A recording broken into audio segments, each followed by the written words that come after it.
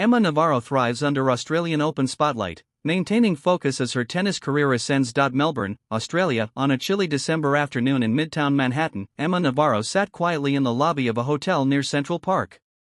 A baseball cap on her head and her phone in hand, she seemed unbothered by the bustling surroundings. The 23-year-old has become a name to know, with her impressive rise as a U.S. Open semi-finalist and a top 10 women's player after only one full season on the WTA Tour. Yet, while tennis success has pushed her into the spotlight, Navarro's relaxed demeanor in this New York hotel contrasts sharply with the intensity of her on-court life.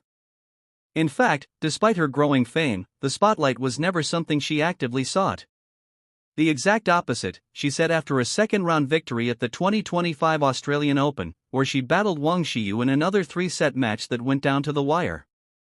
Navarro was back at it in Melbourne, facing Ons Jabeur in the third round. Despite a dominant start, leading 5-0 in the first set, Navarro found herself digging deep to win, saving 3 breakpoints in the third set before closing out the match. Reflecting on her perseverance, she credited her childhood memories of long bike rides with her parents as key to her stamina.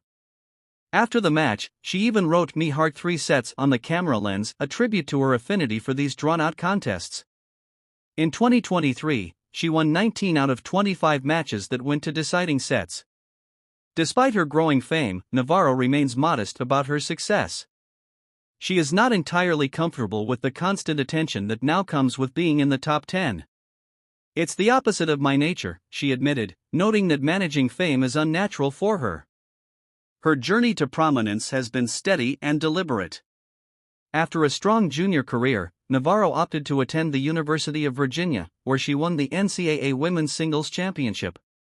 When she eventually turned professional, she chose a slower climb, declining wildcard entries and instead playing through the ITF and WTA 125 circuits. By April 2023, Navarro was ranked outside the top 100, but by the end of the year, she had cracked the top 32 and won her first WTA Tour event in Hobart, Tasmania.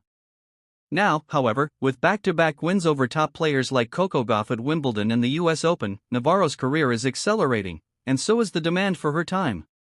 She has inked endorsement deals with major brands such as Fila, Yonex, Red Bull, Dove, and more. For a tennis player like her, this spotlight is a new and sometimes overwhelming experience. Her matches in Melbourne have often turned into dramatic contests, with Navarro coming back from breaks of serve and fighting through pivotal moments. She now faces a different challenge, handling the pressure of being one of the tour's top performers. Navarro's coach, Peter Ayres, who has been with her for the past 8 years, believes in a steady, methodical approach. Rather than chase pure power like some of her peers, Navarro focuses on precision, honing her game around her strengths. Despite all the changes and the heightened expectations, Navarro remains determined to stay true to herself.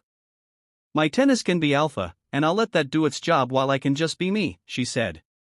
As she adjusts to her new place among the sports elite, Navarro is learning to balance her competitive fire with her quiet, introspective nature. Her story is not just about tennis, it's about learning how to live as a top athlete while staying grounded in who she is.